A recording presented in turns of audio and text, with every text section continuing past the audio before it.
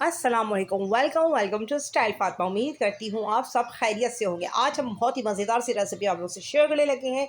जो रेसिपी है वो है कोफ्ता, बीफ कोफ्ता रेसिपी की जाने चलते हैं। मैंने ऑयल ले लिया, जितना मुझे ऑयल लेना है उसे मैंने लहसुन अदरक का पेस्ट को अच्छी तरह से भून लिया। उसके बाद मैंने इसमें भुनी हुई और ग्राइंड की हुई 2 से 3 प्याज़ों को इसमें ऐड कर दिया। उसकी प्यूरी को ऐड करने के बाद इसे मैंने डाल दिया कुछ स्पाइसेस, डेट इज़ पिसा हुआ धनिया 2 चमचे, 2 चमचे पिसी हुई मिर्चों के, और क्या कहते हैं, 1.5 चमचा पिसी हुई मिर्ची, गरम मसाला, थोड़ा सा थोड़ा नमक और आधा चमचा हल्दी।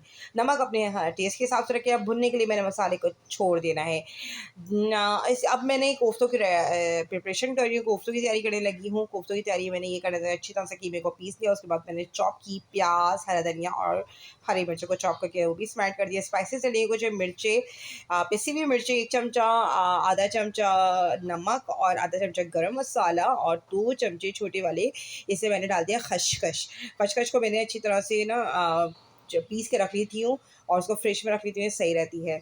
उसके बाद मैंने इसको ऐड कर लिया, 2 चमचे इसमें डाले थे और बहुत अच्छा टेक्सचर आता है इसमें। और इस तरह से मैंने कोफ्ते बना लिए। कोफ्ते बनने के बाद जब मेरा मसाला अच्छी तरह से भुन जाए, जब मेरा मसाला अच्छी तरह से बन जाए, प्यूरी वाला जो मसाला है भुन गया, तो मैंने इसमें कोफ्तों को ऐड कर देना है। देखिए मसाला भुन चुका है, ऑयल ऊपर आ चुका है। अब मैंने जब इसमें कोफ्तों को ऐड करना है, कोफ्तों के साथ साथ इसमें मैंने थोड़ा सा पानी को भी ऐड कर देना है। पानी को ऐड करने के बाद मुझे थोड़ा हिलाना है इसको।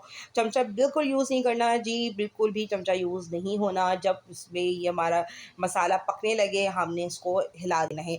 हर 5 से 10 मिनट बाद आपको हिलाते रहना है, ताकि नीचे हमारा ना ही मसाला लगे और ना ही कोफ्ते चिपके। हल्की आँच पे ये प्रोसेस होना है, तेज़ आँच नहीं करनी चाहिए, तेज़ आँच नहीं करनी। जब देखें अच्छी तरह से पक गया है, मसाला खुश्क हो गया है पूरा, तो आप इसमें डाल देना है पानी। पानी आपको इस तरह से डालना है कि आपको जो थिकनेस चाहिए शोरबे की वो रखनी चाहिए। उसके बाद 15 से 20 मिनट तक आपको अच्छी तरह से पकाना है कि मसाला भी आपका जो शोरबा है वो भी अच्छी तरह से पक जाए और कोफ्ते भी अंदर तक पक जाए। जब मेरे ये सब कुछ हो गया, उसके बाद मैंने हरा धनिया को इसमें काट कर डाल दिया फॉर द गार्निशिंग।